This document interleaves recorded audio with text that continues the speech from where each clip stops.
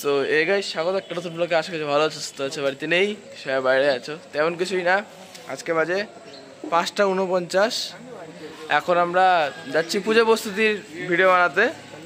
আজকে আমরা যাব মহিষবাথান, যেখানে হচ্ছে সুন্দরবন। সেখানে আমরা রয়্যাল বেঙ্গল টাইগারকে ধরতে যাব। আর আমাদের সাথে আছে মোটা ভাই আর আরেকটি ছেলে, আমার বন্ধু।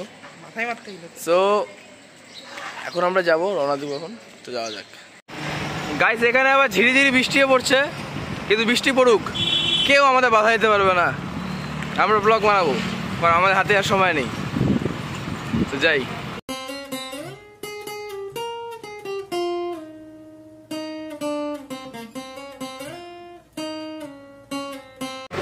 তো ফাইনালি আমরা পঞ্চবটী মন্দিরের সামনে পৌঁছে গেছি, মানে মহিষবাথানে। ওদিক দিয়ে ওদিকে এই যে পঞ্চবটী মন্দিরটা, এই যে পঞ্চবটী গাছটা। এখন ওর উল্টা পাশে রাস্তা একটু গলিদের ভিতরে, যেখানে প্যান্ডেলটা হচ্ছে। এখন চলো ভিতরে যাই।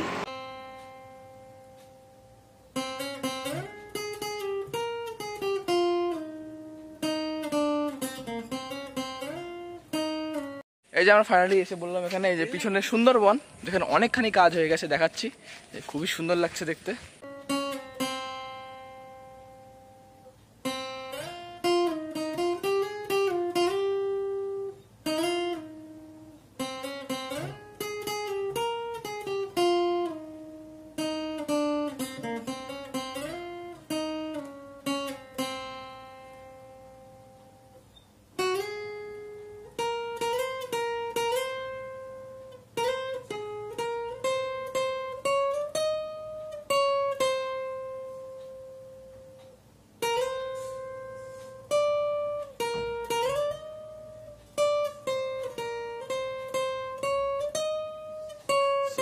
ভিতরের কাজ, আর ওখানে ঠাকুরও এসে গেছে, আর যা ছিল তাই আছে আপাতত।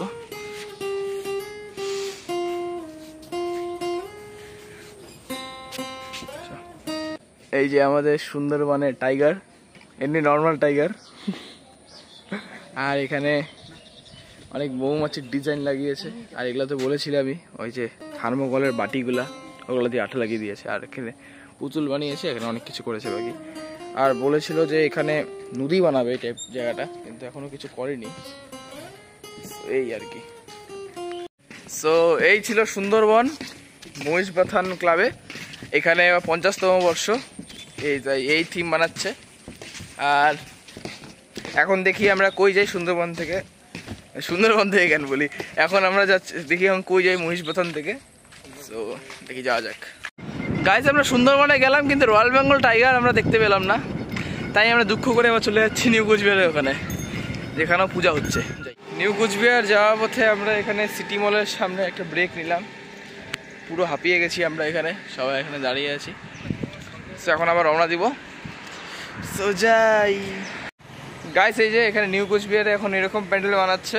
এখানে আবার 26তম বর্ষ, এই যে এইসব বানাচ্ছে। এখানে আগে আবার সুন্দরবন হয়েছিল, তাই সুন্দরবনে একটা পশু ছাড়া পেয়ে গিয়েছিল, জন্য এখন ঘুরে বেড়াচ্ছে।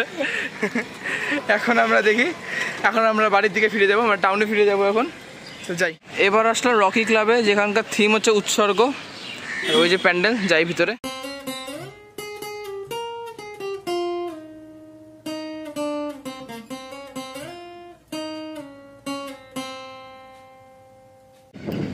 প্রায় 1 বছর সাইকেল চালানোর পর আমরা এখন এসে পৌঁছলাম রকি ক্লাবে। দেখি রকি ক্লাব দেখানো যায় কিনা। ফাইনালি আসলাম রকি ক্লাবে, যেখানে এই যে এরকম বানাচ্ছে। দেখাই।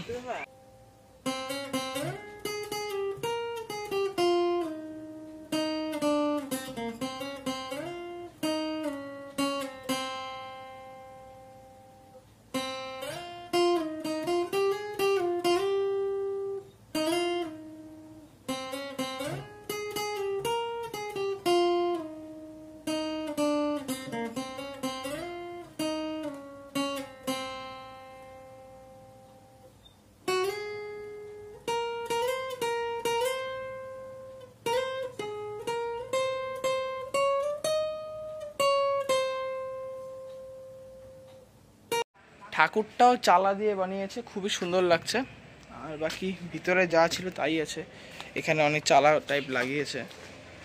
আর এমনি অনেক কিছু করেছে ভিতরে।